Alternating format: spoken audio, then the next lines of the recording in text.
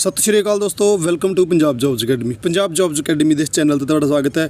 अज अपनी पॉलिटी की 3rd class आ। चलो शुरू करते हैं जी। पहला क्वेश्चन आ, भारत की संघ कार्यपालिका में कौन कौन शामिल होंदा है।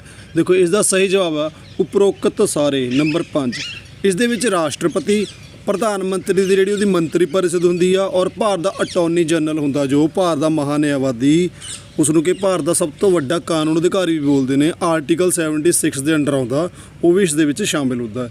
और बाकी तुसीं देखना कि जेडे आर्टिकल राष्ट्रपति के इलैक्शन नाल संबंधित ने, प्रधानमंत्री की जी मंत्री परिषद होंदी है, ये जेडे भी आर्टिकल संबंधित ने वो बारे तुहानूं पता होना चाहिए। ठीक है, सो इसका सही जवाब आ उपरोक्त सारे। अगला क्वेश्चन देखते हैं, राज की कार्यकारणवारी। जो राज की कार्यकारिणी होंदी आ इहदे विच भी सेम जो रैंक ने पिछले देखा जाए गवर्नर हो गया, नंबर 2 के उपर आ गया मुख्यमंत्री तो वो जी मंत्री परिषद होंदी आ, और 3 के उपर जो अपना किसी भी राज का सब तो वड्डा कानून अधिकारी जिसनों कि एडवोकेट जनरल बोलते हैं आपां, वो इहदे शामिल होता। सो जो पिछले सारे रैंक ने तुसीं उन्हां नूं इत्थे अपना राज के लेवल पर ले आयो। सो इसका सही जवाब आ ये आ जाऊगा। ठीक है जी। अगला क्वेश्चन देखते हैं, सुप्रीम कोर्ट में पहली महिला मुख्य जज। अगर सुप्रीम कोर्ट में पहली महिला मुख्य जज पूछ लिया जाए तो इसका सही जवाब आएगा बीबी फातिमा, या फातिमा बीबी भी नाम लिखा जाता है। ठीक है जी, फातिमा बीबी सुप्रीम कोर्ट में पहली महिला मुख्य जज है। ठीक है जी, ध्यान रखियो चीफ जस्टिस नहीं है इत्थे, कि पहली महिला मुख्य जज है। ठीक है जी, कोई भी जज होंदी है जो। और अगर छन्नो देवी बारे पूछा जाए नंबर 1 दे, छन्नो देवी की सी भारत में किसी भी जो राज विधान सभा होंदी है वो पहली महिला स्पीकर छन्नो देवी, जो कि उस टाइम शायद पंजाब एंड हरियाणा सी, हरियाणा की उस टाइम ये अपनी महिला स्पीकर सी। ठीक है जी। दूजे पॉइंट बारे तुहानूं मैं दस दिता। तीजा पॉइंट देखते हैं आप लीला सेठ। लीला सेठ बारे अगर डिस्कसन करिए आप इत्थे, जो हाई कोर्ट अपना हाई कोर्ट की पहली मुख्य जज होंदी है इत्थे। ठीक है जी, अपनी इत्थे मुख्य जज की गल की गई है। जो हाई कोर्ट की पहली महिला मुख्य जज आ वो किसी पूरे भारत के विच अगर देखा जाए तो उन्होंने नाम क्या है, लीला सेठ। ठीक है जी, ये महिलावां की गल कर रहा मैं, ध्यान रखियो तुसीं चारे। तो इन्हों मदर ऑफ लॉ भी आख्या जाता है। और चौथा पॉइंट देखते आप, सुचेता कृपलानी। सुचेता कृपलानी की है ना, भारत में पहली महिला मुख्य मंत्री उत्तर प्रदेश के उस टाइम इन्हों बनाया गया सी। सो पॉइंट भी तुसीं याद रखियो। चारे पॉइंट मोस्ट इंपोर्टेंट ने, तुसीं इन्हों स्किप नहीं कर सकते। ठीक है जी। चलो अगला क्वेश्चन देखते आप, डैश एक्ट ने देश में पहली बार 2 सदनी और सीधियां चोणां 2 सदन जो अपनी बनाई गई सी, जिवें अपने एक अपने पंजाब दे विच अपनी इस टाइम एक सदन चल रही है, शायद 1969-70 के इसनूं भंग कर दिता गया सी। अपना इस टाइम विधान सभा चल रही है। ठीक है, विधान परिषद इत्थे भंग कर दी है। और फिलहाल इंडिया के भी 6 राज ने, मैं तुहानूं पिछली क्लास दे विच दस्सिया सी किहड़े-किहड़े ने। अगर आप चर्चा करिए यूपी नाल मैं बिहार नूं लैके आया सी, आंध्रा नाल तेलंगाना नूं लैके आया सी, और करनाटका नूं मैं महाराष्ट्र नाल लैके आया सी। इन्हां दे विच 6 दे विच की 2 सदनी अपनी सभा चल रही है, विधान परिषद ते विधान सभा चल रही है।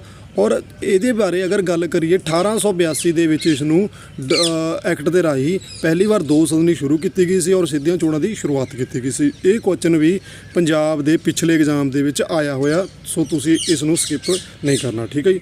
अगला देखते हैं आप, मैंबरां की गिणती उस टाइम इन्होंने बढ़ा दी सी। 1882 जो एक्ट सी, 1909, 1919 और 1935 के एक्ट बारे आप मोटे तौर पर डिस्कसन करांगे, ताकि इसनूं 1-2 पॉइंट के बारे पता हो, ताकि उत्थे एग्जाम के अगर क्वेश्चन आए तो असीं सॉल्व कर सकीए। 1909 का जोड़ा एक्ट सी, तो ये की किया साल 1909 में इंडियन कौंसल एक्ट, जिसनों कि पार्लीमेंटों सुधार भी कहा जाता, लिया गया। इस एक्ट द्वारा भारत में पहली बार चोण प्रणाली के सिद्धांत को मानता, अगर चोण प्रणाली का सिद्धांत है जो मानता मिली सी 1909, याद रखियो तुसीं 1909 के चोण प्रणाली के सिद्धांत को मानता मिली सी। 1919 के अगर आप सिद्धांत की गल करिए, एक्ट की गल करिए, तो इसनूं मॉन्टेग्यू चिम्सफोर्ड सुधार बोलिया जाता, मतलब इन्होंने संविधानक सुधार भी बोलिया जाता। ठीक है, संविधानक सुधार के नाल संबंधित सन, ये भी याद रखियो 1919 का। ठीक है जी। 1919 के जो मेन घटनावां आईयां ने उहदे बारे तुहानूं पता होना चाहिए। जलियांवाला बाग घटनावां हुई आ। ठीक है जी। होर दे जो घटनावां मैं पिछली क्लास दे विच असीं डिस्कसन करी आ, हरकीरत वीर की क्लास होगी पंजाब जीके की। सो तुसीं उहदे विच भी सारे ये पंजाब जीके का चैक कर सकते हो। 1935 ये सब तो जरूरी है। ठीक है, 1935 के अगर तुहानूं एग्जाम के क्वेश्चन पूछ लिया जाए कि भारतीय संविधान का जो ज़्यादातर मतलब हिस्सा है वो किहड़े एक्ट तो लिया गया, तो इसका जवाब 1935 आऊगा। 1935 का जोड़ा एक्ट से सब तो ज़्यादा अपना जो भी शामिल किया गया भारतीय संविधान के 1935 के एक्ट राही शामिल किया गया। ठीक है जी। देखो पॉइंट ऐड भी किया, 1935 का एक्ट भारत के मौजूदा संविधान का मुख्य स्रोत है। भारत में पहली बार संघी सरकार ਪ੍ਰਣਾਲੀ ਦੀ ਨੀਂਹ ਰੱਖੀ ਗਈ। ਯੂਨੀਅਨ ਦੀਆਂ 2 ਇਕਾਈਆਂ ਸਨ, ਬ੍ਰਿਟਿਸ਼ ਭਾਰਤੀ। ਚਲੋ ਇਹਦੇ ਬਾਰੇ ਆਪਾਂ ਨੂੰ ਜ਼ਿਆਦਾ ਡਿਸਕਸ ਕਰਨ ਦੀ ਲੋੜ ਨਹੀਂ, ਸੋ ਤੁਸੀਂ ਇੰਨਾ ਕੁ ਪੁਆਇੰਟ ਯਾਦ ਰੱਖਿਓ ਕਿ ਜ਼ਿਆਦਾ ਜੋ ਮੁੱਖ ਸਰੋਤ ਨੇ ਉਹ 1935 ਦੇ ਐਕਟ ਤੋਂ ਲੈ ਗਏ ਨੇ। ਅਗਲਾ ਕੁਐਸਚਨ ਦੇਖਦੇ ਹਾਂ, ਰਾਸ਼ਟਰਪਤੀ ਦੀਆਂ ਚੋਣਾਂ 'ਚ ਕੌਣ-ਕੌਣ ਹਿੱਸਾ ਲੈਂਦਾ? ਆਮ ਜਨਤਾ ਰਾਸ਼ਟਰਪਤੀ ਦੀਆਂ ਚੋਣਾਂ ਵਿੱਚ ਹਿੱਸਾ ਨਹੀਂ ਲੈਂਦੀ। ਲੋਕ ਸਭਾ ਦੇ ਸਾਰੇ ਮੈਂਬਰ ਵੀ ਨਹੀਂ ਲੈਂਦੇ, ਰਾਜ ਸਭਾ ਦੇ ਸਾਰੇ ਮੈਂਬਰ ਵੀ ਲੈਂਦੇ, ਰਾਜ ਵਿਧਾਨ ਸਭਾ ਦੇ ਸਾਰੇ ਮੈਂਬਰ ਵੀ ਲੈਂਦੇ। ਇਹ ਮੈਂ ਤੁਹਾਨੂੰ ਪਿਛਲੀ ਕਲਾਸ ਦੇ ਵਿੱਚ ਵੀ ਦੱਸਿਆ ਸੀ ਕਿ ਦੇਖੋ ਜੋ ਆਪਣੀ ਲੋਕ ਸਭਾ ਤੇ ਰਾਜ ਸਭਾ ਔਰ ਰਾਜ ਵਿਧਾਨ ਸਭਾਵਾਂ ਹੁੰਦੀਆਂ ਨੇ ਆਪਣੀਆਂ ਰਾਜ ਦੀਆਂ, ਔਰ ਦਿੱਲੀ ਤੇ ਪੁਡੂਚੇਰੀ ਇਹਦੇ ਜੋ ਆਪਣੇ ਨਿਰਵਾਚਿਤ ਮਤਲਬ ਚੁਣੇ ਹੋਏ ਮੈਂਬਰ ਹੁੰਦੇ ਨੇ, ਇਕੱਲੇ ਇਲੈਕਟਡ ਮੈਂਬਰ ਹੁੰਦੇ ਨੇ, ਉਹੀ ਇਹਦੇ ਵਿੱਚ ਹਿੱਸਾ ਲੈਂਦੇ ਨੇ। ਨੋਮੀਨੇਟ ਪਰਸਨ ਇਹਦੇ ਵਿੱਚ ਹਿੱਸਾ ਨਹੀਂ ਲੈਂਦੇ। ਸੋ ਇੱਥੇ ਕੀ ਆ, ਸਾਰਾ ਗਲਤ ਆ, ਇੱਥੇ ਪੁਆਇੰਟ ਦੇ ਡੀ ਆਪਸ਼ਨ ਸਹੀ ਹੈ ਇੱਥੇ, ਠੀਕ ਆ ਜੀ। ਇਹਦੇ ਵਿੱਚ ਸਾਰੇ ਮੈਂਬਰ ਹਿੱਸਾ ਨਹੀਂ ਲੈਂਦੇ। ਅਗਲਾ ਮੁੱਖ ਬਿੰਦੂ ਇੱਥੇ ਕੁਝ ਮੈਂ ਐਡ ਕੀਤੇ ਨੇ, ਮੈਂ ਜਲਦੀ ਇਹਦੇ ਬਾਰੇ ਦੱਸੂੰਗਾ ਤਾਂ ਕਿ ਐਗਜ਼ਾਮ ਦੇ ਪਰਪਸ ਨਾਲ ਦੇਖਿਆ ਜਾਵੇ। ਸੋ ਇੱਥੋਂ ਇੱਕ ਅੱਧਾ ਕੁਐਸਚਨ ਨਿਕਲ ਸਕਦਾ। ਸੰਸਦ ਦਾ ਜਿਹੜਾ ਕੋਈ ਵੀ ਸੈਸ਼ਨ ਹੁੰਦਾ ਇਹਦੇ ਵਿੱਚ 6 ਮਹੀਨੇ ਦਾ ਅੰਤਰਾਲ ਨਹੀਂ ਹੋਣਾ ਚਾਹੀਦਾ, ਠੀਕ ਹੈ ਜੀ। 6 ਮਹੀਨੇ ਦਾ ਗੈਪ ਕਦੇ ਵੀ ਨਹੀਂ ਹੋ ਸਕਦਾ। ਇਹਦੇ ਵਿੱਚ ਸਾਲ ਦੇ ਵਿੱਚ ਅਗਰ ਦੇਖਿਆ 2 ਮੀਟਿੰਗਾਂ ਹਰ ਹਾਲ ਦੇ ਵਿੱਚ ਜ਼ਰੂਰੀ ਨੇ। ਆਮ ਤੌਰ 'ਤੇ ਇੱਕ ਸਾਲ ਦੇ ਵਿੱਚ 3 ਸੈਸ਼ਨ ਹੁੰਦੇ ਨੇ, 3 ਮੀਟਿੰਗਾਂ ਹੁੰਦੀਆਂ ਨੇ। ਸਤਰ ਬੋਲਦੇ ਆ, ਸੈਸ਼ਨ ਬੋਲਦੇ ਆ, ਠੀਕ ਆ। ਉਹਨਾਂ ਨੂੰ ਤੁਸੀਂ ਸੈਸ਼ਨਾਂ ਦੇ ਨਾਮ ਦੇਖ ਲਓ। 1 ਨੰਬਰ 'ਤੇ ਬਜਟ ਸੈਸ਼ਨ ਹੁੰਦਾ। ਤੁਸੀਂ ਅਗਰ ਮਹੀਨੇ ਯਾਦ ਰੱਖਣ ਤਾਂ ਵਧੀਆ ਗੱਲ ਆ, ਬਟ ਮੋਟਾ ਤੁਸੀਂ ਇੱਕ ਵਾਰ ਯਾਦ ਰੱਖੋ। ਬਜਟ ਹੋ ਗਿਆ, ਮਾਨਸੂਨ ਹੋ ਗਿਆ, ਸਰਦ ਰੁੱਤ ਦਾ ਹੋ ਗਿਆ, ਜੇ ਆਪਾਂ ਵਿੰਟਰ ਬੋਲਦੇ ਹਾਂ, ਠੀਕ ਆ ਜੀ। ਤੁਸੀਂ ਇਹਨਾਂ ਨੂੰ ਇੱਕ ਵਾਰ ਚੈੱਕ ਕਰ ਲਿਓ। ਅਗਲਾ ਪੁਆਇੰਟ ਦੇਖਦੇ ਹਾਂ, ਸ਼੍ਰੋਮਣੀ ਅਕਾਲੀ ਦਲ ਦਾ ਇੱਥੇ ਮੈਂ ਐਡ ਕੀਤਾ। ਤੁਸੀਂ ਇਹਦੇ ਬਾਰੇ ਦੇਖਿਓ ਕਿ ਕਦੋਂ ਇਹ ਬਣੀ ਸੀ, ਕਮੈਂਟ ਕਰਕੇ ਦੱਸਿਓ। ਅਗਲਾ ਪੁਆਇੰਟ ਦੇਖਦੇ, ਕਾਨੂੰਨ ਦੇ ਨਜ਼ਰ 'ਚ ਸਮਾਨਤਾ ਦੀ ਧਾਰਨਾ ਬ੍ਰਿਟੇਨ ਤੋਂ ਲਈ ਗਈ ਆ। ਇੱਥੇ ਵੀ ਪਿਛਲੇ ਉਹਦੇ ਵਿੱਚ ਐਗਜ਼ਾਮ ਦੇ ਪੰਜਾਬ ਦੇ ਵਿੱਚ ਆਇਆ ਸੀ ਕਿ ਕਾਨੂੰਨ ਦੇ ਨਜ਼ਰ 'ਚ ਸਮਾਨਤਾ ਅਤੇ ਕਾਨੂੰਨ ਦੇ ਕੁਝ ਮਤਲਬ ਬਿਲਕੁਲ ਐਵੇਂ ਸਿਮਿਲਰ ਪੁਆਇੰਟ ਨੇ, ਦੋ ਬਹੁਤ ਕਨਫਿਊਜ਼ਨ ਹੁੰਦੀ ਆ। ਇੱਕ ਅਸੀਂ ਜੋ ਕਾਨੂੰਨ ਦੇ ਨਜ਼ਰ 'ਚ ਜੋ ਸਮਾਨਤਾ ਦੀ ਧਾਰਨਾ ਉਹ ਬ੍ਰਿਟੇਨ ਤੋਂ ਲਈ ਗਿਆ, ਔਰ ਇੱਕ ਬਿਲਕੁਲ ਐਵੇਂ ਦਾ ਹੀ ਪੁਆਇੰਟ ਆ। ਕੁਝ ਮਤਲਬ ਉਹ ਪ੍ਰੋਬਲਮ ਰਹਿੰਦੀ ਹੈ ਹਿੰਦੀ ਅਤੇ ਪੰਜਾਬੀ ਔਰ ਇੰਗਲਿਸ਼ ਦੇ 3 ਭਾਸ਼ਾਵਾਂ ਦੇ ਵਿੱਚ, ਤੁਸੀਂ ਅਗਰ ਸਮਝੋਗੇ ਇਹਨਾਂ ਨੂੰ ਤਾਂ ਇੱਕ ਐਵੇਂ ਦੀ ਧਾਰਨਾ ਬਿਲਕੁਲ ਅਸੀਂ ਅਮਰੀਕਾ ਤੋਂ ਲਈ ਆ, ਠੀਕ ਹੈ ਜੀ। ਇਹ ਧਿਆਨ ਰੱਖਿਓ ਤੁਸੀਂ। ਕਾਨੂੰਨ ਦੇ ਨਜ਼ਰ 'ਚ ਯਾਦ ਰੱਖਿਓ, ਅਗਰ ਨਜ਼ਰ ਦਾ ਆ ਗਿਆ ਤਾਂ ਮਤਲਬ ਬਰਾਬਰ ਕਾਨੂੰਨ ਦੇ ਸਮਕਸ਼ ਆ ਗਿਆ ਤਾਂ ਇਹਦਾ ਕੀ ਆ, ਬ੍ਰਿਟੇਨ ਤੋਂ ਧਾਰਨਾ ਲਈ ਗਈ ਆ। ਦੂਜੀ ਇਵੇਂ ਦੀ ਧਾਰਨਾ ਇੱਕ ਅਸੀਂ ਅਮਰੀਕਾ ਤੋਂ ਲਈ ਆ। ਅਗਲਾ ਦੇਖਦੇ ਹਾਂ, ਅਟਾਰਨੀ ਜਨਰਲ ਸਦਨ 'ਚ ਭਾਗ ਲੈ। ਦੇਖੋ ਅਟਾਰਨੀ ਜਨਰਲ ਮੈਂ ਪਿਛਲੇ ਕਲਾਸ ਦੇ ਵਿੱਚ ਦੱਸਿਆ ਸੀ ਆਰਟੀਕਲ 76 ਦੇ ਅੰਡਰ ਆਉਂਦਾ, ਠੀਕ ਹੈ ਜੀ। ਭਾਰਤ ਦਾ ਸਭ ਤੋਂ ਉੱਚਾ ਕਾਨੂੰਨ ਅਧਿਕਾਰੀ ਹੁੰਦਾ। ਦੂਜੇ ਨੰਬਰ ਦਾ ਅਧਿਕਾਰੀ ਕੀ ਹੁੰਦਾ, ਸੋਲਿਸਟਰ ਜਨਰਲ ਹੁੰਦਾ, ਠੀਕ ਹੈ, ਜੋ ਇਹਦੀ ਹੈਲਪ ਲਈ ਲਗਾਇਆ ਜਾਂਦਾ। ਅਟਾਰਨੀ ਜਨਰਲ ਦਾ ਕੀ ਆ, ਇਹ ਜੋ ਪੂਰੇ ਭਾਰਤ ਦੇ ਵਿੱਚ ਕੋਈ ਵੀ ਕੋਰਟ ਹੁੰਦਾ, ਹਾਈ ਕੋਰਟ ਤੋਂ ਲੈ ਕੇ ਕਿਸੇ ਕੋਰਟ ਵੀ ਤੱਕ, ਛੋਟੇ ਕੋਰਟ 'ਚ ਵੀ ਜਾ ਸਕਦਾ ਇਹ, ਉੱਥੇ ਜਾ ਕੇ ਇਹ ਭਾਗ ਲੈ ਸਕਦਾ, ਠੀਕ ਹੈ ਜੀ। ਯਾਦ ਰੱਖਿਓ ਇਹ ਕੁਐਸਚਨ ਵੀ ਤੁਹਾਨੂੰ ਐਗਜ਼ਾਮ ਦੇ ਵਿੱਚ ਅਗਰ ਐਗਜ਼ਾਮੀਨਰ ਚਾਹੇ ਤਾਂ ਪਾ ਸਕਦਾ, ਠੀਕ ਹੈ। ਕਿਹੜਾ ਵਿਅਕਤੀ ਆ ਜੋ ਕਿਸੇ ਵੀ ਕੋਰਟ ਵਿੱਚ ਭਾਗ ਲੈ ਸਕਦਾ, ਅਟਾਰਨੀ ਜਨਰਲ, ਠੀਕ ਹੈ, ਇੱਕ ਚੀਜ਼। ਔਰ ਕੀ ਹੈ, ਇਹ ਸਦਨ ਦੇ ਕਿਸੇ ਵੀ ਉਹਦੇ ਵਿੱਚ ਭਾਗ ਲੈ ਸਕਦਾ, ਲੋਕ ਸਭਾ 'ਚ ਵੀ ਲੈ ਸਕਦਾ, ਰਾਜ ਸਭਾ 'ਚ ਵੀ ਲੈ ਸਕਦਾ, ਪਰ ਉੱਥੇ ਇਹ ਵੋਟ ਪਾਉਣ ਦਾ ਇਹਨੂੰ ਅਧਿਕਾਰ ਨਹੀਂ ਹੁੰਦਾ, ਠੀਕ ਹੈ ਜੀ। ਭਾਗ ਲੈ ਸਕਦਾ, ਬੋਲ ਵੀ ਸਕਦਾ ਉੱਥੇ, ਠੀਕ ਹੈ ਜੀ ਇਹ।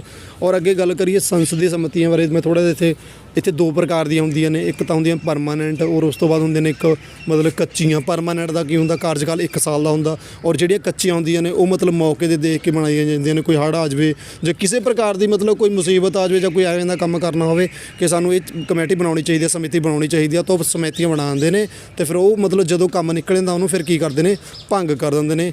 ਇਹਨਾਂ ਨੂੰ ਬੋਲਦੇ ਆਪਾਂ ਤਦਰਥ ਜਾਂ ਟੈਂਪਰੇਰੀ ਬੋਲ ਦਿੰਦੇ ਹਾਂ। ਔਰ ਦੂਜੀ ਆਪਣੇ ਪਰਮਾਨੈਂਟ ਆ ਗਏ। ਪਰਮਾਨੈਂਟ ਦਾ ਕਾਰਜਕਾਲ 1 ਹੁੰਦਾ। ਸਭ ਤੋਂ ਜਿਹੜੀ ਵੱਡੀ ਸਮਿਤੀ ਆ ਉਹਦੇ ਬਾਰੇ ਸ਼ਾਇਦ ਮੈਂ ਅੱਗੇ ਤੋਂ ਡਿਸਕਸ ਕਰੂੰਗਾ। ਵੈਸੇ ਪ੍ਰਾਕਲਨ ਬੋਲਦੇ ਹਾਂ ਆਪਾਂ ਉਹਨੂੰ, ਜਾਂ ਇੰਗਲਿਸ਼ ਦੇ ਵਿੱਚ ਸ਼ਾਇਦ ਐਸਟੀਮੇਟ ਬੋਲਦੇ ਨੇ, ਜਿਹਦੇ ਕਿ 30 ਮੈਂਬਰ ਹੁੰਦੇ ਨੇ ਔਰ 30 ਦੇ 30 ਮੈਂਬਰ ਲੋਕ ਸਭਾ ਦੇ ਵਿੱਚੋਂ ਚੁਣੇ ਜਾਂਦੇ ਨੇ। ਰਾਜ ਸਭਾ ਦੇ ਵਿੱਚੋਂ ਇਸ ਦਾ ਕੋਈ ਵੀ ਮੈਂਬਰ ਨਹੀਂ ਚੁਣਿਆ ਜਾਂਦਾ।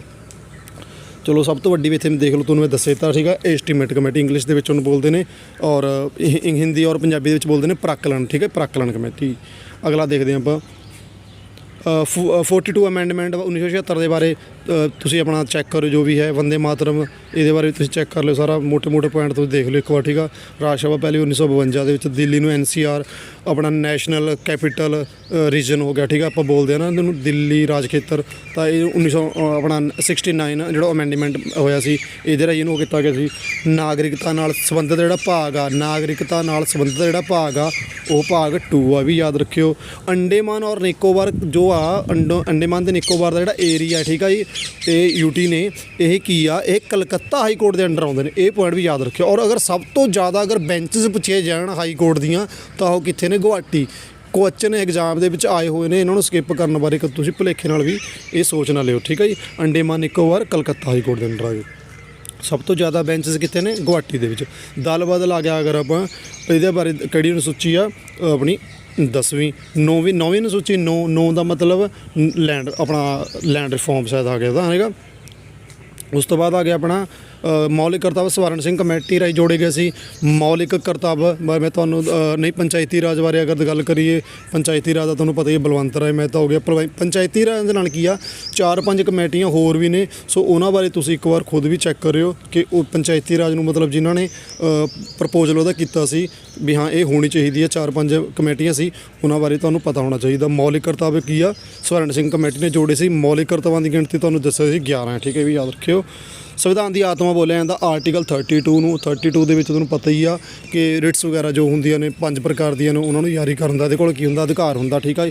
ਸੋ ਇਹਨਾਂ ਨੂੰ ਡਾਕਟਰ ਭੀਮ ਰਾਓ ਅੰਬੇਦਕਰ ਜੀ ਨੇ ਇਹਨਾਂ ਨੂੰ ਸੰਵਿਧਾਨ ਦੀ ਆਤਮਾ ਜਾਂ ਦਿਲ ਵੀ ਬੋਲਿਆ, ਠੀਕ ਹੈ ਜੀ। ਅਗਲਾ 2 ਸਤਰੀ ਪੰਚਾਇਤੀ ਰਾਜ ਪ੍ਰਣਾਲੀ ਜਿਹੜੀ ਆਪਣੀ ਇੱਕ ਤਾਂ ਕਿ 3 ਸਤਰੀ ਤਾਂ ਆਪਣੀ ਚੱਲੇ ਰਹੀ ਆ ਨਾ ਜੀ, ਪਤਾ ਹੀ ਹੋਣਾ ਤੁਹਾਨੂੰ। ਔਰ ਜਿਹੜੀ 2 ਸਤਰੀ ਸੀ ਆਪਣੀ ਉਹ ਜਿਹੜੀ ਇਹਦੀ ਉਹ ਕੀਤੀ ਸੀ ਮਤਲਬ ਮੰਗ ਕੀਤੀ ਸੀ, ਇਹਨੂੰ ਮਤਲਬ ਸਿਫਾਰਿਸ਼ ਕੀਤੀ ਸੀ, ਇਹ ਅਸ਼ੋਕ ਮਹਿਤਾ ਕਮੇਟੀ ਨੇ ਇਹਦੀ ਸਿਫਾਰਿਸ਼ ਕੀਤੀ ਸੀ। ਮੁੱਖ ਚੁਣਾਵ ਆਯੁਕਤ ਹੁੰਦਾ ਜੀ ਆਪਣਾ ਜੋ ਪਹਿਲੇ ਸ਼ਾਇਦ ਸ਼ੀਤਲਵੜ ਜੀ ਸੀ ਨਾ, ਸ਼ੀਤਲਵੜ ਜੀ ਸੀ ਜੋ ਪਹਿਲੇ, ਇਹਨਾਂ ਦਾ ਕੀ ਆ। ਔਰ ਉਸ ਤੋਂ ਬਾਅਦ ਆ ਗਿਆ ਅਗਲਾ ਕੁਐਸਚਨ ਦੇਖਦੇ ਆਪਾਂ ਪੰਚਾਇਤੀ ਰਾਜ ਦਾ 73 ਅਮੈਂਡਮੈਂਟ ਆ ਗਈ 1992 ਦੇ ਵਿੱਚ। ਇਹਦੇ ਬਾਰੇ ਵੀ ਦੱਸਦਾ ਤੁਹਾਨੂੰ ਮੈਂ। ਹਾਥੀ, ਹਾਂਜੀ ਹਾਥੀ ਦਾ ਕੀ ਆ 2010 ਦੇ ਵਿੱਚ ਇਹਨੂੰ ਰਾਸ਼ਟਰੀ ਵਿਰਾਸਤੀ ਪਸ਼ੂ ਘੋਸ਼ਿਤ ਕੀਤਾ ਗਿਆ ਸੀ। ਤੁਸੀਂ ਇਹਨਾਂ ਦਾ ਸਕਰੀਨਸ਼ਾਟ ਕਰ ਲਿਓ, ਇੱਕ ਵਾਰ ਮੋਟੀ ਨਜ਼ਰ ਮਾਰ ਲਿਓ ਕਿਉਂਕਿ ਐਗਜ਼ਾਮ ਆਪਣੇ ਬਿਲਕੁਲ ਹੁਣ ਸਿਰ 'ਤੇ ਨੇ, ਠੀਕ ਹੈ ਜੀ। ਚਲੋ ਅਗਲਾ ਕੁਐਸਚਨ ਦੇਖਦੇ ਆਪਾਂ। ਵਿਸ਼ੇਸ਼ ਰਾਜ ਦਾ ਦਰਜਾ ਗੌਡ ਗਿੱਲ ਫਾਰਮੂਲਾ ਬੋਲਦੇ ਅਗਰ ਕਿਸੇ ਨੂੰ ਮਤਲਬ ਸਪੈਸ਼ਲ ਉਹ ਰਾਜ ਦਾ ਦਰਜਾ ਲੈਣਾ ਹੈ, ਠੀਕ ਹੈ। ਜਿਵੇਂ ਕਿ ਹਿਮਾਚਲ ਨੂੰ ਔਰ ਜਿਵੇਂ ਆਂਧਰਾ ਪ੍ਰਦੇਸ਼ ਜਾਂ ਕੁਝ ਆਪਣੇ ਨਾਰਥ ਈਸਟ ਦੇ ਕੁਝ ਸਟੇਟ ਨੇ ਉੱਥੇ ਇਹ ਦਰਜੇ ਵਗੈਰਾ ਦਿੱਤੇ ਜਾਂਦੇ ਨੇ ਨਾ, ਤਾਂ ਫਿਰ ਉੱਥੇ ਕੀ ਆ ਇਹ ਕੀ ਆ ਗੌਡ ਗਿੱਲ ਫਾਰਮੂਲਾ ਉੱਥੇ ਲੱਗਦਾ ਹੈ, ਠੀਕ ਹੈ ਜੀ। ਉਹਦੇ ਰਾਹੀਂ ਦਿੱਤਾ ਜਾਂਦਾ। JNK ਦਾ ਜੋ ਜੰਮੂ ਕਸ਼ਮੀਰ ਦਾ ਸੰਵਿਧਾਨ ਲਾਗੂ ਕੀਤਾ ਸੀ 26 ਜਨਵਰੀ 1957 ਲਾਗੂ ਹੋਇਆ ਸੀ। ਔਰ ਇੱਕ ਕੁਐਸਚਨ ਹੋਰ ਅਗਰ ਵੈਸੇ ਤਾਂ ਉਹ ਕੁਐਸਚਨ ਬਣਦਾ ਵੀ ਨਹੀਂ ਉਹ ਚਲੋ ਕਿਉਂਕਿ 2 ਸਾਲ ਤੋਂ ਪਹਿਲਾਂ ਇਹ ਮਤਲਬ ਸਭ ਕੁਝ 370 ਔਰ 35 ਜੰਮੂ ਕਸ਼ਮੀਰ 'ਚੋਂ ਖਤਮ ਕਰ ਦਿੱਤੀ ਗਈ ਆ। ਬਟ ਇਹ ਅਗਰ ਕੁਐਸਚਨ ਦੇਖਿਆ ਜਾਵੇ ਤਾਂ ਇਹ ਐਗਜ਼ਾਮੀਨਰ ਪੁੱਛ ਵੀ ਸਕਦਾ ਕਿ ਮਤਲਬ ਕਿਸ ਰਾਜ ਦਾ ਕਿਸ ਕੇਂਦਰ ਸ਼ਾਸਤ ਪ੍ਰਦੇਸ਼ ਜਾਂ ਰਾਜ ਦੇ ਨਾਗਰਿਕਾਂ ਕੋਲ 2 ਪ੍ਰਕਾਰ ਦੀ ਨਾਗਰਿਕਤਾ ਸੀ, ਠੀਕ ਹੈ ਜੀ। ਇੰਡੀਆ ਦੀ ਔਰ ਜੰਮੂ ਕਸ਼ਮੀਰ ਦੀ ਇਹ ਕੀ ਆ ਉਹਨਾਂ ਕੋਲ ਭਾਰਤੀ ਨਾਗਰਿਕਤਾ ਸੀ ਔਰ ਉਹਨਾਂ ਕੋਲ ਖੁਦ ਦੀ ਆਪਣੀ ਜੰਮੂ ਕਸ਼ਮੀਰ ਦੀ ਵੀ ਨਾਗਰਿਕਤਾ ਦਾ। ਸਹੀ ਜਵਾਬ ਕੀ ਬਣਦਾ? ਜੰਮੂ ਕਸ਼ਮੀਰ, ਠੀਕ ਹੈ ਜੀ। ਅਗਲਾ ਦੇਖਦੇ ਆਪਾਂ ਪੂਰਬੀ ਪੰਜਾਬ ਦਾ ਨਾਮ ਪੰਜਾਬ ਕਦੋਂ ਪਿਆ? ਇਸਦਾ ਸਹੀ ਜਵਾਬ ਆ 1950 ਸੰਵਿਧਾਨ ਲਾਗੂ ਸਮੇਂ। ਦੇਖੋ ਪਹਿਲਾਂ ਆਪਣਾ ਕੀ ਸੀ ਪੰਜਾਬ ਦਾ ਕੀ ਨਾਮ ਸੀ? ਉਹਨੂੰ ਬੋਲਦੇ ਸੀ ਪੂਰਬੀ ਪੰਜਾਬ, ਠੀਕ ਹੈ ਜੀ। ਪੂਰਬੀ ਪੰਜਾਬ ਔਰ ਆਪਣਾ ਪਾਕਿਸਤਾਨ ਨੂੰ ਕੀ ਬੋਲਦੇ ਨੇ? ਪੱਛਮੀ ਪੰਜਾਬ। ਸੋ ਪੂਰਬੀ ਪੰਜਾਬ ਦਾ ਨਾਮ ਬਦਲ ਕੇ ਇਹਨਾਂ ਨੇ 1950 ਦੇ ਵਿੱਚ ਜਦੋਂ ਸੰਵਿਧਾਨ ਲਾਗੂ ਕੀਤਾ ਤਾਂ ਇਹਨਾਂ ਨੇ ਕੀ ਕਰਤਾ ਇਹਦਾ ਨਾਮ ਕੱਲਾ ਪੰਜਾਬ ਰੱਖ ਦਿੱਤਾ ਸੀ, ਠੀਕ ਹੈ ਜੀ। ਔਰ 1956 ਦਾ ਕੀ ਆ ਤੁਹਾਨੂੰ ਦੱਸਿਆ ਸੀ ਰਾਜ ਪੁਨਰਗਠਨ ਹੋ ਗਿਆ ਆਪਣਾ SRC, ਫਜ਼ਲ ਅਲੀ ਕਮੇਟੀ ਹੋ ਗਿਆ, ਠੀਕ ਆ, ਪਣੀਕਰ ਔਰ ਇਹਨਾਂ ਤੀਜਾ ਨਾਮ ਸ਼ਾਇਦ ਮੈਨੂੰ ਦਿਮਾਗ 'ਚ ਨਹੀਂ ਹੈ ਕੌਣ ਸੀ ਨਾਮ ਉਹਨਾਂ ਦਾ। 1966 ਵਿੱਚ ਪੰਜਾਬ ਹਰਿਆਣਾ 1 ਨਵੰਬਰ 1966 ਨੂੰ ਆਪਣਾ ਪੰਜਾਬ ਹਰਿਆਣਾ ਇਹ ਅੱਡ ਹੋ ਗਿਆ ਸੀ, ਠੀਕ ਹੈ ਜੀ।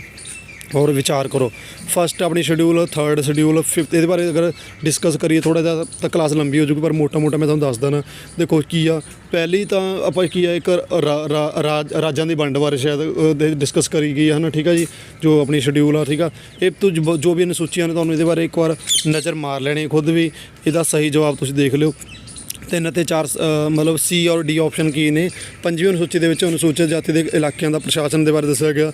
6ਵੀਂ ਜੋ ਅਨੁਸੂਚੀ ਉਹਦੇ ਵਿੱਚ ਅਸਾਮ, ਮੇਘਾਲਿਆ, ਤ੍ਰਿਪੁਰਾ ਦਾ ਪ੍ਰਸ਼ਾਸਨ ਦੱਸਿਆ ਗਿਆ, ਠੀਕ ਆ। 3 C ਔਰ D ਸਹੀ ਨੇ ਔਰ ਜੋ ਪਹਿਲਾ ਔਰ ਤੀਜਾ ਇਹ ਆਪਸ਼ਨ ਗਲਤ ਨੇ। ਤੁਸੀਂ ਇਹਨਾਂ ਬਾਰੇ ਵੀ ਇੱਕ ਵਾਰ ਚੰਗੀ ਤਰ੍ਹਾਂ ਨਜ਼ਰ ਮਾਰ ਲੈਣੀ ਹੈ, ਠੀਕ ਹੈ ਜੀ।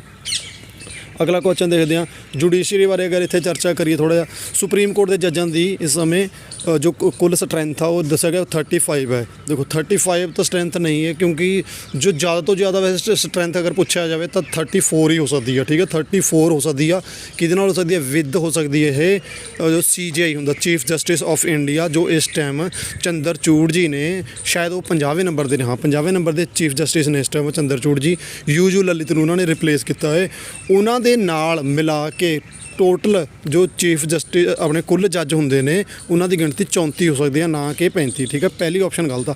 ਹਾਈ ਕੋਰਟ ਦੇ ਜੱਜਾਂ ਦੀ ਨਿਯੁਕਤੀ ਗਵਰਨਰ ਨਹੀਂ ਕਰਦੇ, ਹਾਈ ਕੋਰਟ ਦੇ ਜੱਜਾਂ ਦੀ ਨਿਯੁਕਤੀ ਕਰਦੇ ਨੇ। ਜਦੋਂ ਇਹ ਨਿਯੁਕਤੀ ਹੁੰਦੀ ਹੈ ਇੱਕ ਕਾਲਜਿੰਗ ਵਗੈਰਾ ਬਣਦਾ, ਠੀਕ ਹੈ ਜੀ, ਉੱਥੇ ਦਾ ਜੋ ਆਪਣਾ ਆਪਣਾ ਜੋ ਕਿਸੇ ਵੀ ਹਾਈ ਕੋਰਟ ਦਾ ਮਤਲਬ ਜੋ ਮੁੱਖ ਜੱਜ ਹੁੰਦਾ ਉਹਦੀ ਵੀ ਸਲਾਹ ਲਈ ਜਾਂਦੀ ਹੈ। ਸੋ ਇਹਦਾ ਇੱਕ ਸਿੱਧਾ ਗਵਰਨਰ ਨਹੀਂ ਕਰ ਸਕਦੇ। ਠੀਕ ਹੈ, ਇਹ ਪੁਆਇੰਟ ਗਲਤ ਆ। ਰਾਸ਼ਟਰਪਤੀ ਪ੍ਰਧਾਨ ਮੰਤਰੀ ਦੀ ਸਲਾਹ ਤੇ ਸੁਪਰੀਮ ਕੋਰਟ ਦੇ ਨਹੀਂ ਪ੍ਰਧਾਨ ਮੰਤਰੀ ਦਾ ਇੱਥੇ ਕੋਈ ਰੋਲ ਨਹੀਂ ਹੁੰਦਾ। ਠੀਕ ਹੈ ਜੀ, ਰਾਸ਼ਟਰਪਤੀ ਵੀ ਕੀ ਕਰਦੇ ਨੇ, ਅਗਰ ਸੁਪਰੀਮ ਕੋਰਟ ਦੇ ਜੱਜਾਂ ਦੀ ਨਿਯੁਕਤੀ ਕਰਨੀ ਉਹਦੇ ਲਈ ਵੀ ਕਾਲਜਿੰਗ ਵਗੈਰਾ ਬਣਦਾ, ਤੇ ਫਿਰ ਉੱਥੇ ਜੋ ਉਸਦਾ ਮੁੱਖ ਜੱਜ ਹੁੰਦਾ ਸੁਪਰੀਮ ਕੋਰਟ ਦਾ ਉਹਦੀ ਸਲਾਹ ਵੀ ਇੱਥੇ ਲੈਣੀ ਜ਼ਰੂਰੀ ਹੁੰਦੀ ਹੈ। ਠੀਕ ਹੈ ਜੀ, ਸੋ ਆਪਸ਼ਨ ਡੀ ਸਾਰੇ ਗਲਤ ਨੇ ਇੱਥੇ। ਠੀਕ ਹੈ ਜੀ, ਅਗਲਾ ਕੁਐਸਚਨ ਦੇਖਦੇ ਹਾਂ ਆਪਾਂ। ਭਾਰਤੀ ਸੰਵਿਧਾਨ ਦਾ ਕਿਹੜਾ ਅਨੁਛੇਦ ਭਾਰਤੀ ਨਾਗਰਿਕਾਂ ਨੂੰ ਭਾਰਤ ਦੇ ਸਾਰੇ ਖੇਤਰ ਵਿੱਚ ਸੁਤੰਤਰ ਰੂਪ ਵਿੱਚ ਘੁੰਮਣ ਦੀ ਇਜਾਜ਼ਤ ਦਿੰਦਾ ਹੈ? ਸੋ ਇਹਦਾ ਅਗਰ ਦੇਖਿਆ ਜਾਵੇ ਸਹੀ ਜਵਾਬ ਆ 19(1)D। ਠੀਕ ਆ, ਤੁਸੀਂ ਇੱਕ ਵਾਰ ਨਜ਼ਰ ਮਾਰ ਲਿਓ। 19(1)D ਆ ਜਿਹੜਾ ਆਰਟੀਕਲ, ਇਹਦੇ ਅੰਡਰ ਕੀ ਅਸੀਂ ਪੂਰੇ ਭਾਰਤ ਦੇ ਵਿੱਚ ਆਬਾਦ ਘੁੰਮ ਸਕਦੇ ਹਾਂ। ਬਕਾਇਦਾ ਇੱਥੇ ਮੈਂ ਤੁਹਾਨੂੰ ਪਹਿਲਾਂ ਦੱਸਣਾ ਚਾਹੂੰਗਾ ਕਿ ਜਿੰਨਾ ਕਿ ਮੈਂ ਇਹਦੇ ਬਾਰੇ ਥੋੜ੍ਹਾ ਪੜ੍ਹਿਆ ਸੀ, ILP ਇਨਰ ਲਾਈਨ ਪਰਮਿਟ, ਕਿ ਇਹਦੇ ਥੋੜ੍ਹਾ ਜਿਹਾ ਜਿਵੇਂ ਆਪਣੇ ਮਣੀਪੁਰ, ਨਾਗਾਲੈਂਡ, ਮਿਜ਼ੋਰਮ ਵਗੈਰਾ ਕੁਝ ਐਵੇਂ ਦੇ ਆਪਣੇ ਨਾਰਥ ਈਸਟ ਦੇ ਇਲਾਕੇ ਨੇ ਕਿ ਜਿੱਥੇ ਸਾਨੂੰ ਥੋੜ੍ਹਾ ਜਿਹਾ ਮਤਲਬ ਇਹ ਜੋ ਆਰਟੀਕਲ ਆ ਇਹ ਸਾਨੂੰ ਮਤਲਬ ਥੋੜ੍ਹਾ ਰੋਕਦਾ ਵੀ ਆ ਕਿ ਜੋ ST ਵਗੈਰਾ ਉੱਥੇ ਸ਼ਡਿਊਲ ਟਰਾਈਬ ਵਗੈਰਾ ਲੋਕ ਹੁੰਦੇ ਨੇ, ਅਸੀਂ ਉੱਥੇ ਵੈਸੇ ਡਾਇਰੈਕਟਲੀ ਤੌਰ 'ਤੇ ਨਹੀਂ ਜਾ ਸਕਦੇ, ਸਾਨੂੰ ਉਹ ILP ਲੈਣਾ ਜ਼ਰੂਰੀ ਆ। ਫਿਲਹਾਲ ਇੱਥੇ ਮੈਂ ਇੱਕ ਵਾਰ ਤੁਹਾਨੂੰ ਫਿਰ ਵੀ ਸੌਰੀ ਕਹਿਣਾ ਚਾਹੂੰਗਾ, ਮੈਨੂੰ ਇਹ ਫਿਲਹਾਲ ਪਤਾ ਵੀ ਨਹੀਂ ਹੈ ਕਿ ILP ਇਸ ਟਾਈਮ ਚੱਲ ਰਿਹਾ ਕਿ ਨਹੀਂ, ਬਟ ਜਿੰਨਾ ਕੁ ਥੋੜ੍ਹਾ ਇਹਦੇ ਬਾਰੇ ਮੈਂ ਪੜ੍ਹਿਆ ਕਿ ILP ਬਾਰੇ ਤੁਸੀਂ ਇੱਕ ਵਾਰ ਖੁਦ ਵੀ ਆਪਣਾ ਇੱਕ ਵਾਰ ਚੈੱਕ ਕਰਿਓ। ਠੀਕ ਹੈ ਜੀ, ਫਿਰ ਜੋ ਆਪਣੇ ST ਵਗੈਰਾ ਜੋ ਉੱਥੇ ਜਨਜਾਤੀ ਲੋਕ ਹੁੰਦੇ ਨੇ ਉਹਨਾਂ ਨੂੰ ਮਤਲਬ ਹਨਨ ਨੂੰ ਉਹਨਾਂ ਦੇ ਰੋਕਣ ਲਈ ਕਿਸੇ ਪ੍ਰਕਾਰ ਦਾ ਸ਼ੋਸ਼ਣ ਨਾ ਹੋਵੇ, ਇੱਕ ਭਾਰਤੀ ਸਰਕਾਰ ਵੱਲੋਂ ਇੱਕ ILP ਵੀ ਲਿਆਂਦਾ ਗਿਆ। ਠੀਕ ਹੈ ਜੀ, ਸੋ ਅਗਲਾ ਕੁਐਸਚਨ ਦੇਖਦੇ ਹਾਂ। ਸੰਸਦ ਦੇ ਸੰਯੁਕਤ ਜੋ ਆਪਣੀ ਜੁਆਇੰਟ ਸਿਟਿੰਗ ਹੁੰਦੀ ਆ ਉਹਨੂੰ ਸੰਬੋਧਨ ਕੌਣ ਕਰਦਾ? ਜੁਆਇੰਟ ਸਿਟਿੰਗ ਦਾ ਪ੍ਰਾਵਧਾਨ ਤੁਹਾਨੂੰ ਮੈਂ ਦੱਸਿਆ ਸੀ, ਆਸਟ੍ਰੇਲੀਆ ਤੋਂ ਲੈ ਕੇ ਆਏ। ਸਮਵਰਤੀ ਸੂਚੀ ਵੀ ਅਸੀਂ ਕੀ ਆ ਆਸਟ੍ਰੇਲੀਆ ਤੋਂ ਲੈ ਕੇ ਆਏ। ਤਰੀਕਾ ਮੈਂ ਤੁਹਾਨੂੰ ਦੱਸਿਆ ਸੀ ਕਿ ਅਗਰ ਮਤਲਬ ਬਰਾਬਰ ਦਾ ਬੰਦਾ, ਮਤਲਬ ਬਰਾਬਰ ਦਾ ਬੰਦਾ, ਤਾਂ ਉਹ ਸਾਡੇ ਜੁਆਇੰਟ ਵੀ ਬੈਠ ਸਕਦਾ, ਮਤਲਬ ਕੋਲ ਹੀ ਬੈਠ ਸਕਦਾ। ਠੀਕ ਹੈ ਜੀ, ਤੇ ਅਗਲੇ ਇਹਦੇ ਦੇਖੀਏ ਇਹਦੇ ਕੌਣ ਕਰਦਾ, ਇਹਨੂੰ ਸੰਬੋਧਨ ਕਰਦਾ ਰਾਸ਼ਟਰਪਤੀ। ਠੀਕ ਹੈ ਜੀ, ਆਰਟੀਕਲ 108 ਜ਼ਿਆਦਾਤਰ ਬੱਚਿਆਂ ਨੂੰ ਵੈਸੇ ਜੋ ਮੇਰੀ ਕਲਾਸ ਲਗਾ ਰਹੇ ਉਹਨੂੰ ਯਾਦ ਹੋਏਗਾ ਹੁਣ ਕਿ ਮੈਂ ਬਾਰ-ਬਾਰ ਰਿਪੀਟ ਕਰਦਾ ਰਹਿਣਾ। ਆਰਟੀਕਲ ਕੀ ਆ 108 ਦੇ ਅੰਡਰ ਕੀ ਆ ਜੁਆਇੰਟ ਸਿਟਿੰਗ ਦਾ ਪ੍ਰਾਵਧਾਨ ਹੈ। ਠੀਕ ਹੈ ਜੀ, ਅਗਲਾ ਕੁਐਸਚਨ ਦੇਖਦੇ ਭਾਰਤ ਆਜ਼ਾਦੀ ਐਕਟ 1947 ਨੂੰ ਸ਼ਾਹੀ ਪ੍ਰਵਾਨਗੀ ਕਦੋਂ ਮਿਲੀ? ਦੇਖੋ ਇਹ ਕੁਐਸਚਨ ਮੇਰਾ ਲੈ ਕੇ ਆਉਣ ਦਾ ਮਕਸਦ ਇਹ ਨਹੀਂ ਸੀ ਕਿ ਇਹ ਕੁਐਸਚਨ ਆਊਗਾ, ਮੈਂ ਨਹੀਂ ਮੰਨਦਾ ਐਗਜ਼ਾਮ ਦੇ ਵਿੱਚ ਆਊਗਾ, ਬਟ ਇੱਥੇ ਮੈਂ ਥੋੜ੍ਹਾ ਬਹੁਤਾ ਡਿਸਕਸ ਕਰੂੰਗਾ ਤਾਂ ਕਿ ਤੁਹਾਨੂੰ ਇਹਦੇ ਬਾਰੇ ਥੋੜ੍ਹਾ ਬਹੁਤਾ ਪਤਾ ਲੱਗ ਜੇ। ਦੇਖੋ ਇਹਦਾ ਸਹੀ ਜਵਾਬ ਕੀ 14 ਜੁਲਾਈ 1947 ਨੂੰ ਕੀ ਸੀ ਇਹ ਆਇਆ ਸੀ। ਠੀਕ ਹੈ, 14 ਜੁਲਾਈ 1947 ਨੂੰ ਇਹਨੂੰ ਕੀ ਆ ਮਤਲਬ ਪ੍ਰਵਾਨ ਕਰਤਾ ਸੀ ਉਹਨਾਂ ਨੇ, ਬ੍ਰਿਟਿਸ਼ ਸਰਕਾਰ ਨੇ। ਉਸ ਟਾਈਮ ਕੀ ਆ ਮਾਊਂਟਬੈਟਨ ਯੋਜਨਾ ਦੇ ਅਧੀਨ ਮਤਲਬ ਇਹਨੂੰ ਕੀ ਕੀਤਾ ਗਿਆ ਸੀ, ਮਤਲਬ ਬਣਾਇਆ ਗਿਆ ਸੀ ਇਹ ਪਲਾਨ। ਮਾਊਂਟਬੈਟਨ ਯੋਜਨਾ ਜਾਂ 3 ਜੂਨ ਯੋਜਨਾ ਬੋਲਿਆ ਜਾਂਦਾ, ਕਿਉਂਕਿ ਐਗਜ਼ਾਮੀਨਰ ਡੇਟ ਦੇ ਸਕਦਾ ਕਿ ਕਿੰਨੀ ਜੂਨ ਨੂੰ ਮਤਲਬ ਹੋਇਆ ਸੀ। 3 ਜੂਨ ਯੋਜਨਾ ਹੀ ਬੋਲਦੇ ਨੇ ਇਹਨੂੰ। ਪ੍ਰਧਾਨ ਮੰਤਰੀ ਕੌਣ ਸੀ? ਸਭ ਤੋਂ ਜ਼ਰੂਰੀ ਪੁਆਇੰਟ ਇਹੀ ਹੈ। ਠੀਕ ਹੈ, ਪ੍ਰਧਾਨ ਮੰਤਰੀ ਉਸ ਟਾਈਮ ਕੌਣ ਸੀ? ਕਲੀਮੈਂਟ ਐਟਲੀ ਸੀ। ਠੀਕ ਹੈ, ਬ੍ਰਿਟਿਸ਼। ਔਰ ਉਹਦੇ ਬਾਰੇ ਗੱਲ, ਕਿੰਗ ਕੌਣ ਸੀ? King George VI। King George ਮਤਲਬ 6 ਬੋਲਦੇ ਆਪਾਂ, ਜਾਂ VI ਉਸ ਟਾਈਮ ਕੌਣ ਸੀ? ਕਿੰਗ ਜਾਰਜ ਉਸ ਟਾਈਮ ਬ੍ਰਿਟਿਸ਼ ਹੈ ਸੀ। ਔਰ ਅਗਰ ਗੱਲ ਕਰੀ ਆਜ਼ਾਦ ਭਾਰਤ ਦੇ ਪਹਿਲੇ ਗਵਰਨਰ ਅਗਰ ਆਜ਼ਾਦ ਭਾਰਤ ਦੇ ਪਹਿਲੇ ਗਵਰਨਰ ਕੌਣ ਨੇ ਔਰ ਆਜ਼ਾਦ ਭਾਰਤ ਦੇ ਪਹਿਲੇ ਤੇ ਲਾਸਟ ਗਵਰਨਰ ਕੌਣ ਨੇ, ਇੱਥੇ ਪੁਆਇੰਟ ਯਾਦ ਰੱਖਿਓ। ਦੇਖੋ ਆਜ਼ਾਦ ਭਾਰਤ ਦੇ ਪਹਿਲੇ ਗਵਰਨਰ ਆ ਗਿਆ ਅਗਰ, ਤਾਂ ਇਹਦਾ ਸਹੀ ਜਵਾਬ ਆ ਮਾਊਂਟਬੈਟਨ। ਔਰ ਅਗਰ ਪੁੱਛਿਆ ਜਾਵੇ ਆਜ਼ਾਦ ਭਾਰਤ ਦੇ ਪਹਿਲੇ ਭਾਰਤੀ ਤੇ ਆਖਰੀ, ਪਹਿਲੇ ਤੇ ਆਖਰੀ ਆਜ਼ਾਦ ਭਾਰਤ ਦੇ। ਠੀਕ ਹੈ, ਅਗਰ ਭਾਰਤੀ ਪੁੱਛੇ ਜਾਣ ਤਾਂ ਉਹਦਾ ਜਵਾਬ ਤੁਸੀਂ ਕਮੈਂਟ ਕਰਕੇ ਮੈਨੂੰ ਆਪ ਦੱਸਿਓ। ਚਲੋ ਅਗਲਾ ਕੁਐਸਚਨ ਦੇਖਦੇ ਹਾਂ ਆਪਾਂ। ਤੇ ਪਾਕਿਸਤਾਨ ਦੇ ਉਸ ਟਾਈਮ ਕੌਣ ਸੀ? ਮੁਹੰਮਦ ਅਲੀ ਜਿੰਨਾ, ਉਹਨਾਂ ਨੂੰ ਮਤਲਬ ਉੱਥੇ ਦਾ ਬਣਾਇਆ ਗਿਆ ਸੀ, ਜੋ ਵੀ ਰਾਜ ਪ੍ਰਮੁੱਖ ਉਹਨਾਂ ਨੇ ਸਾਂਭਿਆ ਸੀ ਉਸੇ ਪਾਕਿਸਤਾਨ ਦਾ। ਠੀਕ ਹੈ, 1947 ਦੇ ਵਿੱਚ। ਪੰਜਾਬ ਅਤੇ ਬੰਗਾਲ ਦੀ ਸੀਮਾ ਦੇ ਲਈ ਸਰ ਸਿਰਿਲ ਰੈਡਕਲਿਫ ਤੋਂ ਯਾਦ ਰੱਖਿਓ ਤੁਸੀਂ, ਆਪਣਾ ਰੈੱਡ ਦਾ ਮਤਲਬ ਖਤਰਾ ਹੁੰਦਾ। ਠੀਕ ਆ, ਲਾਲ। ਸੋ ਇੰਡੀਆ ਔਰ ਪਾਕਿਸਤਾਨ ਦਾ ਸੋਚ ਲਿਓ, ਜਾਂ ਤੁਸੀਂ ਪੰਜਾਬ ਨਾਲ ਇੰਟਰਲਿੰਕਿੰਗ ਕਰ ਲਿਓ। ਮਾਹੌਲ ਖਰਾਬ ਸੀ ਉਸ ਟਾਈਮ ਕੀ ਆ, ਤਾਂ ਰੈਡਕਲਿਫ ਉਸ ਟਾਈਮ ਮਤਲਬ ਇਹਨਾਂ ਦਾ ਪ੍ਰਧਾਨ ਬਣਾਇਆ ਗਿਆ ਸੀ। ਠੀਕ ਹੈ, ਇਹ ਯੋਗ ਬਣੇ ਸੀ ਜੋ। ਚਲੋ ਅਗਲਾ ਕੁਐਸਚਨ ਦੇਖਦੇ ਹਾਂ ਆਪਾਂ। ਪੁਆਇੰਟ ਤੁਸੀਂ ਯਾਦ ਰੱਖਿਓ ਇੱਕ ਵਾਰ। ਠੀਕ ਹੈ, ਐਗਜ਼ਾਮ ਬਿਲਕੁਲ ਆਪਣੇ ਨੇੜੇ ਆ ਗਏ ਜੀ। ਲੋਕ ਸਭਾ ਸਪੀਕਰ ਨੂੰ ਸਹੁੰ ਕੌਣ ਚੁਕਾਉਂਦਾ ਹੈ? ਇਹਦਾ ਸਹੀ ਜਵਾਬ ਹੈ, ਉਸ ਜਵਾਬ ਪਹਿਲੇ ਹੀ ਦਿੱਤਾ। ਸੋ ਕੁਲਵੰਤ ਵੀਰ ਨੇ ਸ਼ਾਇਦ ਇਹ ਸਲਾਈਡ ਗਲਤ ਐਡ ਕਰਤੀ। ਚਲੋ ਅਗਲਾ ਦੇਖਦੇ ਹਾਂ ਇਹਦਾ ਕੀ ਹੈ। ਲੋਕ ਸਭਾ ਸਪੀਕਰ ਨੂੰ ਸਹੁੰ, ਇਹਦੇ ਦੇਖੋ ਜੋ ਲੋਕ ਸਭਾ ਦਾ ਸਪੀਕਰ ਹੈ ਇਹਦੀ ਚੋਣ ਕਰਨ ਤੋਂ ਬਾਅਦ ਥੋੜ੍ਹਾ ਲੰਬਾ ਪ੍ਰੋਸੀਜਰ ਆ। ਚਲੋ ਮੈਂ ਇੱਕ ਵਾਰ ਦੱਸ ਦਿੰਦਾ। ਜਦੋਂ ਵੀ ਦੇਖੋ ਆਪਣੀ ਕੋਈ ਵੀ ਲੋਕ ਸਭਾ ਬਣ ਗਈ, ਆਪਣੀ ਲੋਕ ਸਭਾ ਬਣਨ ਤੋਂ ਆਮ ਚੋਣਾਂ ਹੋ ਗਈਆਂ ਬਣ ਗਈ, ਤਾਂ ਉੱਥੇ ਫਿਰ ਇੱਕ ਬਣਦਾ ਕੀ ਹੈ, ਸਭ ਤੋਂ ਵੱਡੀ ਉਮਰ ਦਾ ਜੋ ਵਿਅਕਤੀ ਹੁੰਦਾ ਉਹਨੂੰ ਪ੍ਰੋਟੇਮ ਸਪੀਕਰ ਬਣਾਉਂਦੇ ਨੇ। ਪ੍ਰੋਟੇਮ ਮਤਲਬ ਮਤਲਬ ਕੁਝ ਕੁ ਪਹਿਲਾਂ ਕਹਿ ਸਕਦੇ ਹਾਂ ਆਪਾਂ, ਔਰ ਉਸ ਤੋਂ ਬਾਅਦ ਮਤਲਬ ਟੈਂਪਰ ਜਾਂ ਟੈਂਪਰੀ ਕਹਿੰਦੇ ਆਪਾਂ, ਟੈਂਪਰਰ ਸ਼ਬਦ ਤੋਂ ਲਿਆ ਗਿਆ ਸ਼ਬਦ ਇਹ ਕਿ ਕੁਝ ਟੈਂਪਰਰੀ ਤੌਰ ਤੇ ਮਤਲਬ ਜੋ ਸਭ ਤੋਂ ਵੱਡੀ ਉਮਰ ਦਾ ਵਿਅਕਤੀ ਹੁੰਦਾ ਉਹਨੂੰ ਕੀ ਕਰਦੇ ਨੇ ਕਿ ਪ੍ਰੋ ਟੈਮ ਸਪੀਕਰ ਬਣਾ ਦਿੰਦੇ ਨੇ। ਉਹ ਕੀ ਕਰਦਾ ਫਿਰ ਜੋ ਉਹਨਾਂ ਨੂੰ ਕਸਮ ਵਗੈਰਾ ਚੁਕਾਉਂਦਾ ਉਹੀ ਚੁਕਾਉਂਦਾ, ਠੀਕ ਆ। ਔਰ ਜੋ ਅਗਰ ਦੇਖਿਆ ਜਾਵੇ ਜੋ ਪਹਿਲੀ ਜੋ ਲੋਕ ਸਭਾ ਦੀ ਮੀਟਿੰਗ ਹੁੰਦੀ ਹੈ ਉਹਦਾ ਆਯੋਜਨ ਵੈਸੇ ਪ੍ਰੋ ਟਾਈਮ ਸਪੀਕਰ ਹੀ ਕਰਦਾ, ਨਾ ਕਿ ਕੋਈ ਹੋਰ। ਆਪਾਂ ਬੋਲਦੇ ਨੇ ਵੈਸੇ ਵੀ ਰਾਸ਼ਟਰਪਤੀ ਜੇ ਪਰ ਨਹੀਂ, ਸਭ ਤੋਂ ਪਹਿਲੀ ਜੋ ਆਯੋਜਿਤ ਹੁੰਦਾ ਜੋ ਸਭ ਕੁਝ ਉਹ ਪ੍ਰੋ ਟਾਈਮ ਸਪੀਕਰ ਦੇ ਅੰਡਰ ਹੀ ਹੁੰਦਾ। ਔਰ ਇਹਨਾਂ ਨੂੰ ਫਿਰ ਕਸਮ ਵਗੈਰਾ ਜੋ ਚੁਕਾਉਂਦਾ ਸਾਰਾ ਕੰਮ ਉਹੀ ਕਰਦਾ। ਵੈਸੇ ਲੋਕ ਸਭਾ ਦੇ ਸਪੀਕਰ ਨੂੰ ਅਗਰ ਦੇਖਿਆ ਜਾਵੇ ਸਹੁੰ ਚੁਕਾਉਣ ਦਾ ਕੰਮ ਕੋਈ ਵੀ ਨਹੀਂ ਕਰਦਾ। ਉਹ ਕੀ ਕਰਦਾ, ਉਹ ਜਦੋਂ ਉਹਨਾਂ ਵਿੱਚੋਂ ਮੈਂਬਰ ਕੋਈ ਵੀ ਚੁਣ ਲਿਆ ਜਾਂਦਾ ਤਾਂ ਫਿਰ ਉਹ ਕੀ ਕਰਦੇ ਨੇ, ਉਹਨੂੰ ਉਹ ਪਿਛਲਾ ਹਟ ਜਾਂਦਾ ਤੇ ਨਵਾਂ ਮਤਲਬ ਲੋਕ ਸਭਾ ਸਪੀਕਰ ਬਣ ਜਾਂਦਾ। ਸੰਸਦ 'ਚ ਕੌਣ ਕੌਣ ਸ਼ਾਮਲ ਹੁੰਦਾ ਹੈ ਤਾਂ ਇਹਦੇ ਬਾਰੇ ਤੁਸੀਂ ਖੁਦ ਦੱਸਿਓ ਕਮੈਂਟ ਕਰਕੇ। ਪ੍ਰੈਜ਼ੀਡੈਂਟ ਕਿਸ ਨੰਬਰ ਦੇ ਹਨ ਇਹ ਵੀ ਦੱਸਿਓ ਤੁਸੀਂ। ਸਾਰਾ ਕੁਝ ਆਪਾਂ ਇਹ ਪੁਰਾਣੀ ਕਲਾਸਾਂ ਦੇ ਵਿੱਚ ਡਿਸਕਸ ਕਰ ਚੁੱਕੇ ਹਾਂ। ਪ੍ਰਾਈਮ ਮਿਨਿਸਟਰ ਦੇ ਬਾਰੇ ਵੀ ਹੁਣ ਕੌਣ ਨੇ, ਔਰ ਲੋਕ ਸਭਾ ਕਿਹੜੀ ਚੱਲ ਰਹੀ ਹੈ ਇਹ ਵੀ ਦੱਸਣਾ ਤੁਸੀਂ। ਲੋਕ ਸਭਾ ਦੇ ਸਪੀਕਰ ਕੌਣ ਨੇ ਫਸਟ ਇਹ ਵੀ ਦੱਸਣਾ ਤੁਸੀਂ, ਠੀਕ ਹੈ ਜੀ। ਕਰੰਟ ਅਕਾਊਂਟ ਨੇ ਵੀ ਦੱਸਣਾ। ਸੁਪਰੀਮ ਕੋਰਟ ਦੇ ਫੈਸਲੇ ਨੂੰ ਚੁਣੌਤੀ ਦਿੱਤੀ ਜਾ ਸਕਦੀ ਆ। ਦੇਖੋ ਸੁਪਰੀਮ ਕੋਰਟ ਦੇ ਫੈਸਲੇ ਨੂੰ ਕੀ ਕਰ ਸਕਦੇ ਆਪਾਂ, ਕਿਤੇ ਵੀ ਚੁਣੌਤੀ ਨਹੀਂ ਦੇ ਸਕਦੇ, ਬਟ ਅਸੀਂ ਸੁਪਰੀਮ ਕੋਰਟ ਦੇ ਫੈਸਲੇ ਨੂੰ ਸਿਰਫ ਸੁਪਰੀਮ ਕੋਰਟ ਦੇ ਵਿੱਚ ਹੀ ਚੁਣੌਤੀ ਦੇ ਸਕਦੇ ਹਾਂ। ਉੱਥੇ ਕੀ ਆ ਬੈਂਚਸ ਬਣ ਜਾਂਦੀਆਂ ਨੇ, ਜੇ ਪੰਜ ਜੱਜਾਂ ਦੀ ਬੈਂਚ ਸੀ ਫਿਰ ਉਸ ਤੋਂ ਬਾਅਦ 7 ਜੱਜ ਬਣ ਸਕਦੇ ਨੇ ਜਾਂ ਕੁਝ ਜੱਜ 11 ਬਣ ਸਕਦੇ ਨੇ, ਐਵੇਂ ਕੀ ਆ ਬੈਂਚਸ ਬਣ ਜਾਂਦੀਆਂ ਨੇ। ਫਿਰ ਉਹਦੇ ਕੀ ਆ ਫਿਰ ਜਿਸ ਮਤਲਬ ਪਾਸੇ ਮਤਲਬ ਜ਼ਿਆਦਾ ਜੱਜ ਵਗੈਰਾ ਉਹ ਕਰਦੇ ਨੇ ਆਪਣਾ ਫੈਸਲਾ ਦਿੰਦੇ ਨੇ, ਉਹਦਾ ਫਿਰ ਉੱਥੇ ਆਪਣਾ ਫੈਸਲਾ ਆ ਜਾਂਦਾ।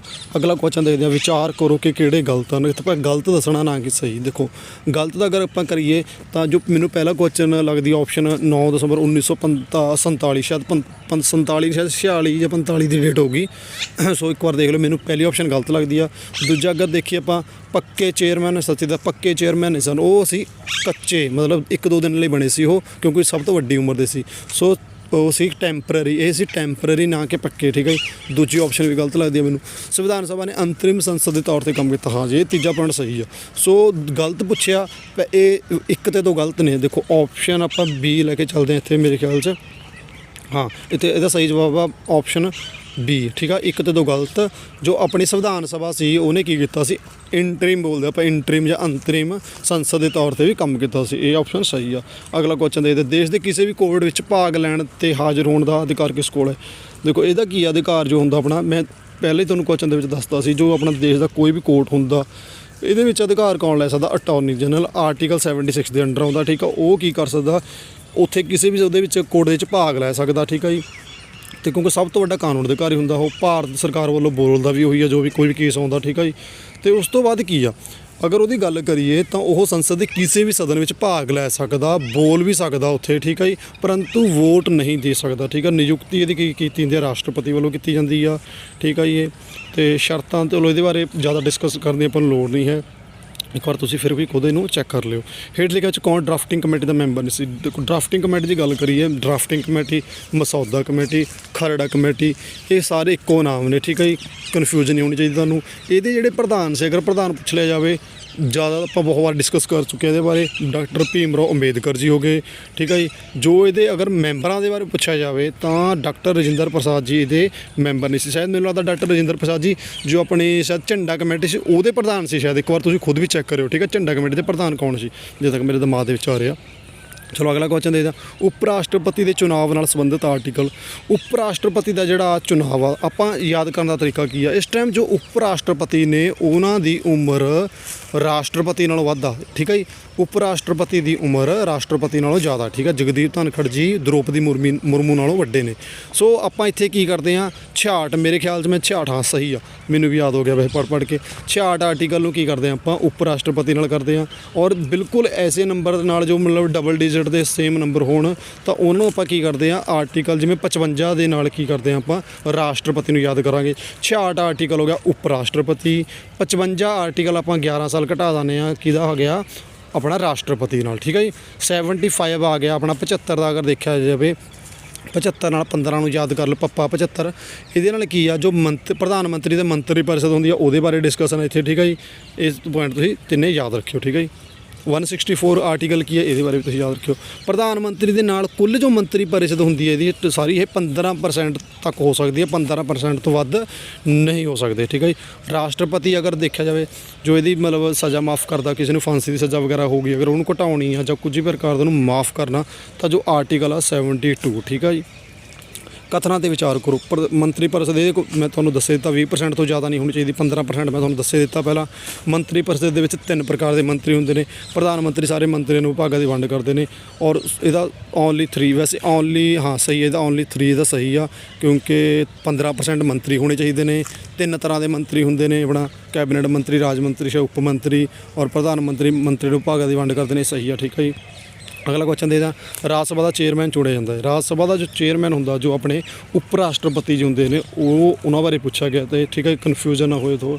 ਰਾਜ ਸਭਾ ਦਾ ਜੋ ਚੇਅਰਮੈਨ ਕੀ ਆ, ਇਹ ਕਿਹਨਾਂ ਵੱਲੋਂ ਚੁਣਿਆ ਜਾਂਦਾ? ਦੇਖੋ ਜੀ, ਇਸ ਕੁਐਸਚਨ ਦਾ ਸਲਾਈਡ ਦੇ ਵਿੱਚ ਵੈਸੇ ਆਨਸਰ ਨਹੀਂ ਦਿੱਤਾ ਗਿਆ, ਚਲੋ ਤੁਸੀਂ ਖੁਦ ਵੀ ਦੇਖਣਾ ਇੱਕ ਵਾਰ। ਮੈਂ ਕਾਫੀ ਵਾਰ ਤੁਹਾਨੂੰ ਦੱਸਦਾ, ਜੋ ਰਾਜ ਸਭਾ ਦਾ ਚੇਅਰਮੈਨ ਆ, ਦੇਖੋ ਕਿ ਲੋਕ ਸਭਾ ਤੇ ਰਾਜ ਸਭਾ ਜੋ ਹੁੰਦੀ ਆ, ਉਹਦੇ ਜਿਹੜੇ ਸਾਰੇ ਮੈਂਬਰ ਹੁੰਦੇ ਨੇ, ਇਹਦੇ ਵਿੱਚ ਕੀ ਕਰਦਾ, ਜੋ ਨੋਮੀਨੇਟਡ ਵੀ ਹੁੰਦੇ ਨੇ ਔਰ ਜੋ ਇਲੈਕਟਡ ਮੈਂਬਰ ਵੀ ਹੁੰਦੇ ਨੇ, ਉਹ ਇਹਦੇ ਵਿੱਚ ਭਾਗ ਲੈਂਦੇ ਨੇ, ਠੀਕ ਹੈ ਜੀ। ਸਾਰੇ ਮੈਂਬਰ ਚੁਣੇ ਹੋਏ ਵੀ ਤੇ ਨਾਮਜ਼ਦ ਕੀਤੇ ਹੋਏ ਮੈਂਬਰ ਵੀ ਲੋਕ ਸਭਾ ਦੇ, ਰਾਜ ਸਭਾ ਦੇ, ਉਹ ਕੀ ਕਰਦੇ ਨੇ, ਰਾਜ ਸਭਾ ਦੇ ਜੋ ਚੇਅਰਮੈਨ ਆਪਣਾ ਮਤਲਬ ਉਪ ਰਾਸ਼ਟਰਪਤੀ ਹੁੰਦਾ, ਉਹਨਾਂ ਨੂੰ ਚੁਣਦੇ ਨੇ, ਠੀਕ ਹੈ ਜੀ।